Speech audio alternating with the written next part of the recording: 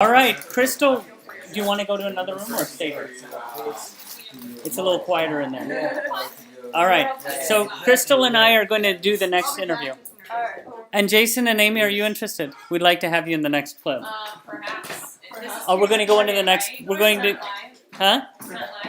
It's recording right now, and then. So you can edit me out. Okay. Come on in. All right, we're going over here. This is the next interview. All right, so Jason, Amy, you're gonna join? Jason? All right, can you two ladies get together? Well, that was fun. Okay. I'm not very good at speaking on the spot. Okay, so no problem. So let's go ahead, and if you can look directly into the camera, or right here, let's put it like this to be on the safe side. But for interviews, don't they not look directly? Don't they look at the interviewer? Sure they do. So that's a great idea. Jeffrey, how are you? Miserable, thank you. Okay, no problem. Sorry to hear that, Jeffrey. Okay, I'm not sure why he's miserable because you generally are upbeat. Maybe it's because we're all like really loud and drinking. Okay, so how's this? That looks good, right? Sure. Okay, please have more open body language because that sounds like it looks like You're you're not closed off. exactly. But I'm cold. Okay. All right. So here we go, guys. This is. So what are we going to be talking about, Crystal? You said it. Oh, with what you were saying earlier, but it's okay. Go ahead. If you moved on. Go ahead. No. What was it again? Go ahead. You were talking about business in Asia. Business in Asia? Oh, no. No, I was talking about the materialism and Minimalism. minimalism. Okay, let's go back to that. Materialism versus minimalism. Let's continue. Let's do it. We learned a lot, Amy. Yeah, right? Okay. Go ahead. What did you learn? So you traveled with her. Can you pull the chair a little closer? Yeah, sure. Thank you. All right. So, Kind of a Broadway. so tell your names again. This is Crystal, and this is Amy. Maybe. We're not going to tell you their last name for safety reasons. All right. Go ahead, please. Okay, so. And privacy reasons. Alright. So for the materialism and minimalism, a lot of people realize that they're not affected by a lot of things. In America, we have a very independent viewpoint, but people don't realize that we're all really interconnected. This whole globalization, to me, is kind of a funny word because I think it's kind of before that. Like, we've been interconnected for thousands of years, and not just with humans, but with nature and animals. So a lot of people think, like, for example, we can use my experience, like, I know it's like a really touchy subject, but I think it's a really perfect example. So the idea about, like, abortion. A Christian who was pro-life believed that every life is precious and it's wrong to kill and, you know, we shouldn't, God is against that and we shouldn't take a life and that's wrong to sacrifice an unborn for the mother's choice. And I try to explain that regardless, you are someone sacrificing in anything you do, however you live your life. So I used an example for her to kind of see what I was meaning is like, you know, the clothes she's wearing. The clothes that she's wearing is made by someone.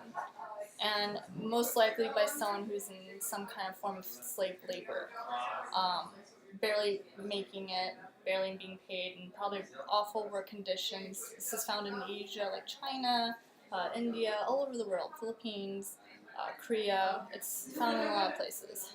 And regardless, whether you're consciously or unconsciously wanting to sacrifice someone's life and anything that they do, they're still sacrificing. So it's not just that, it's anything. The food you eat, someone's sacrificing to provide that food for you.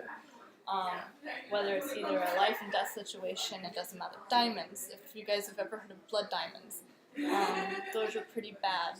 Someone has actually lost limbs, have been killed. Or What are blood diamonds exactly? Blood diamonds are, so this is a situation that's an issue in Africa, where people are enslaved to hunt for these diamonds, and they're forced to, whether they like it or not. And it's a life and death situation. I don't like diamonds because of the concern of actually acquiring a blood diamond because someone has lost limbs or have been killed to provide those diamonds for Westerners or something. And then not to mention how diamonds are not rare. They're not, but the diamond market will hoard a whole bunch of them in a particular area to make them seem rare and jack up the prices. And so there's the materialistic aspect of the whole diamond market. So it's, if you've ever seen the film, Blood Diamonds. Yeah, Blood Diamonds, which is pretty horrific. That's pretty accurate. You can do the research yourself. It's a real thing. It's not something new. It's been going on for a very long time. People are affected. So again, the diamonds you're wearing, someone probably sacrificed. Either they were killed or sacrificed an arm, This is a not leg, diamonds. a leg, It's not diamond studded. a hand. You know, someone sacrificed it. The computer, do you want to join us? This is Jason from Toronto. Hey guys, how's it going? And Jason is going to weigh in on materialism and minimalism as well. Yeah. Okay, So- continue. Come on. So again, like in my studies, I found that regardless, we are interconnected. So like people think, and I've had a discussion about this too. Like people think, oh, well, you know, I don't litter, I don't pollute, I throw my trash in a trash bin or something. So I'm doing a good thing. But again, where does that trash go? So it's not just the sacrifice of humans, it's the sacrifice of the environment. Regardless, that trash has to go somewhere. It's going to be returned to the environment. If it's not biodegradable, we're still polluting. So the irony is that, you know, materialism does cause a lot of issues for not just only humans, but for animals and the environment. And anyone who argues that global warming is not real is an idiot because they... I'm serious, I think they are because you can see it. Use the word idiot. I'm sorry, oh my god, idiot. Oh no! I used the I word, oh my gosh. But it's true, I mean, if you go and look into it, and it's not just that, you can see it every day. It's not something you can make up. There's science that's proving it too. But like polar bears, for example, they're losing their habitat so quickly that there's hardly any place for them to live, and they're also an endangered species. And it's not just them. There's a whole bunch of other animals that live in that kind of environment that is just slowly disappearing. And the levels of water is rising. I mean, regardless, materialism has, or capitalism in a sense, has this cause and effect. Now hang on a second. I want you to weigh in as well. So Amy and Jason and Crystal, I want you. We're not going to run around nude, are we, folks? I mean, I have to lose a teeth. Uh-oh. No, be healthy. The thing is, minimalism is living a balanced life. Something I missed out So on. Alright, go ahead. minimalism is living a balanced life, not going from, like I said earlier before, not going to one extreme or the other. It's fine if you have materials or everyday necessities that you need to live So, on. what is that? Because some people, that's why they're watching these YouTube clips. They're trying to figure out what the right amount is. Like when people go traveling, Uh-huh.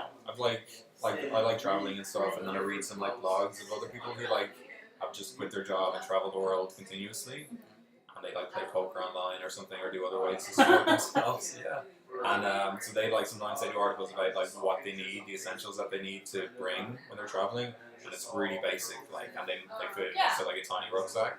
So like when you do actually go away and you realize like how little you need, that's like a nice thing. And you live a much happier life. Yeah, you're not like concerned about. And you have to remember, when you die, you can't take any of this stuff with you.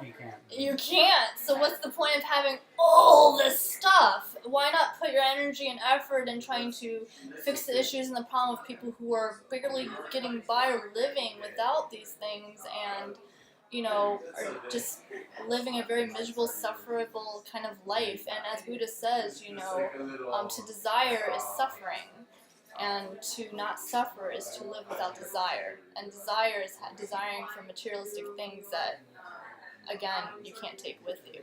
So it makes no sense to consistently be obsessed with having things. Because it's not going to make you happy. And there is scientific evidence that proves that rich people or people who have a lot of things are not happy. But then if you look at people who don't really have very much, they're still living a very fruitful, happy life. Can I add something about that research? She's dead on. Let's talk about this.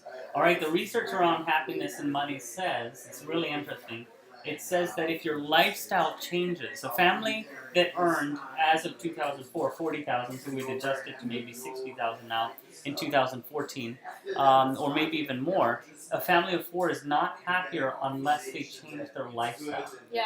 And that you will be unhappy if you compare yourself to somebody that's in another income bracket and far beyond the lifestyle that you're currently living than you would be if you were earning more money in relation to your peers. Now, what's interesting, something I've noticed is that as you earn more money, certain people drop out of your life.